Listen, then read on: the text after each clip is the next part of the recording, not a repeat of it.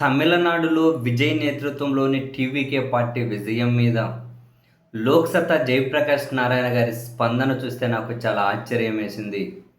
ఈ పెద్దాయన ఏమంటారు అంటే, కొత్త మనిషి, ఎలాంటి సిద్ధాంతాలు లేని అంటే ఆయన సిద్ధాంతాలేంటో కూడా తెలియదు. సిద్ధాంతాలేంటో తెలియకుండా ఒక కొత్త మనిషికి అధికారం ఎలా ఇచ్చారు ప్రజలు, అలా ఎలా ఓట్లేశారు, ఇది చాలా దిగ్భ్రాంతికరం. సేమ్ పదం యూజ్ చేశారు. తమిళనాడులో విజయ్ గెలవడం అనేది చాలా దిగ్భ్రాంతికరం అని. నిజంగా మేధావి అనబడే ఇటువంటి వ్యక్తి నుంచి ఆ మాటలు వినడం మనము దిగ్భ్రాంతికి గురి కావాలి. కారణం ఏంటి అంటే, ఇటువంటి వాళ్ళే ఇంతకుముందు చాలా సందర్భాల్లో కొన్ని వందల సార్లు ఇదే ఆంధ్రప్రదేశ్లో అది పార్టీ పెట్టి 9 నెలల్లోనే అధికారంలోకి వచ్చిన నందమూరి తారక రామారావు గారి గురించి చాలా గొప్పగా మాట్లాడారు. మనమేమో ఆయన తక్కువ చేయట్లేదు. పార్టీ పెట్టి 9 నెలల్లోనే అధికారంలోకి వచ్చిన రామారావు గారి గురించి గొప్పగా మాట్లాడి, అదేవిధంగా పార్టీ పెట్టి మొదటి టర్మ్లోనే అధికారంలోకి వచ్చిన విజయ్ గురించి దిగ్భ్రాంతికరం అని చెప్పడం ఎలా?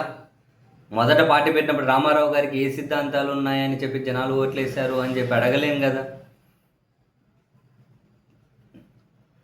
వాళ్ళ స్టామినా, వాళ్ళ చరిష్మా. ఇక్కడ విజయ్ కూడా తన సిద్ధాంతాలు ఏంటి అన్నది ఎన్నికల ప్రచారంలో చెప్పాడు కదా. తన సిద్ధాంతాలు ఏంటి అనేది పార్టీ పెట్టిన 9 నెలల్లో రామారావు గారు చెప్పుకున్నారు, అధికారంలోకి వచ్చారు. విజయ్ తన సిద్ధాంతాలు ఏంటి అనేది జనాలకు చెప్పుకున్నారు, అధికారంలోకి వచ్చారు. ఇప్పుడు తన పాలన తన సిద్ధాంతాల పరంగా ఉంటుందా లేదా అన్నది ప్రజలు చెక్ చేస్తారు.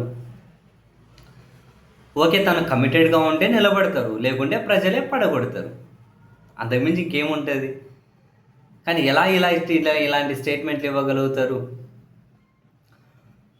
మొదటిసారి పార్టీ పెట్టి అధికారంలోకి వచ్చిన వాళ్ళకు ఎలాంటి సిద్ధాంతాలని చెప్పి కనిపిస్తాయి? వాళ్ళ వ్యక్తిత్వమే వాళ్ళ సిద్ధాంతం కదా. ఎన్నికల ప్రచారంలో వాళ్ళు ప్రజలను కన్విన్స్ చేయడమే వాళ్ళ సిద్ధాంతం కదా. ఇప్పుడు అధికారంలోకి వచ్చిన తర్వాత చూస్తారు వాట్ ఈజ్ వాట్, ఏ విషయం మీద ఎంత కమిటెడ్గా ఉన్నారు అని. ఏంటో మరి, కొందరేమో మేధావులు అంటారు, కానీ బొత్తిగా బేసిక్ లైన్ కూడా ఫాలో అవ్వకుండా ఇటువంటి స్టేట్మెంట్లు ఎలా ఇవ్వగలుగుతారు అంటే తెలియదు.